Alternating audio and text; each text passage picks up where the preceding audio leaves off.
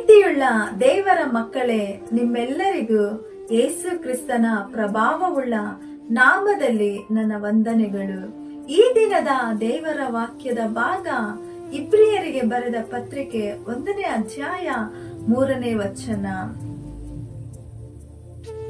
ಯೇಸು ಕ್ರಿಸ್ತನು ದೇವರ ಪ್ರಭಾವದ ಪ್ರಕಾಶವು, ಆತನ ತತ್ವದ ಮೂರ್ತಿಯು, ತನ್ನ ಶಕ್ತಿಯ ವಾಕ್ಯದಿಂದ ಸಮಸ್ತಕ್ಕೆ ಆಧಾರವೂ ಆಗಿದ್ದಾನೆ.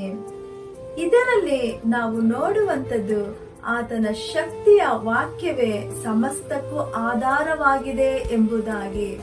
ದೇವರು ಮನುಷ್ಯನನ್ನು ಸೃಷ್ಟಿಸುವುದಕ್ಕೆ ಮೊದಲು ಎಲ್ಲಾ ಅಧಿಕಾರವನ್ನು ತನ್ನ ಕೈಯಲ್ಲಿ ಇಟ್ಟುಕೊಂಡಿದ್ದನು.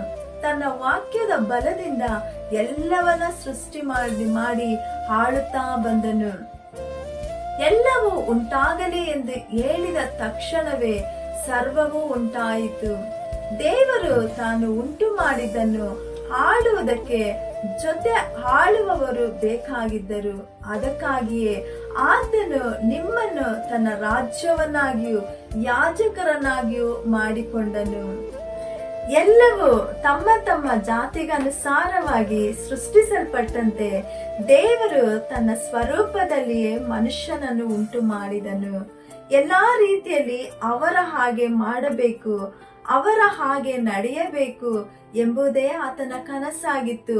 ಹಾಗಾಗಿ ದೇವರನ್ನು ಪ್ರತಿಬಿಂಬಿಸುವ ನೀವು ಅವರಂತೆಯೇ ವಾಕ್ಯದ ಬಲದಿಂದ ಅಧಿಕಾರ ನಡೆಸಬೇಕು. ಉಂಟಾಗಲಿ ಎಂಬುದಾಗಿ ಹೇಳುವುದೇ ನಿಮ್ಮ ಭಾಷೆಯಾಗಿರಬೇಕು.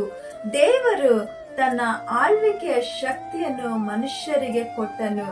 ನಿಮ್ಮ ಜೀವನ ಹೇಗಿರಬೇಕು, ನಿಮ್ಮ ಅಗತ್ಯಗಳು ಏನೆಂಬುದಾಗಿ ತಿಳಿದು ಕ್ರಿಸ್ತನಲ್ಲಿ ಉಂಟಾಗಲಿ ಎಂದು ಹೇಳಿ ಎಲ್ಲವನ್ನು ಉಂಟು ಮಾಡಿ ಜಯದ ಜೀವಿತವನ್ನು ಜೀವಿಸಿರಿ.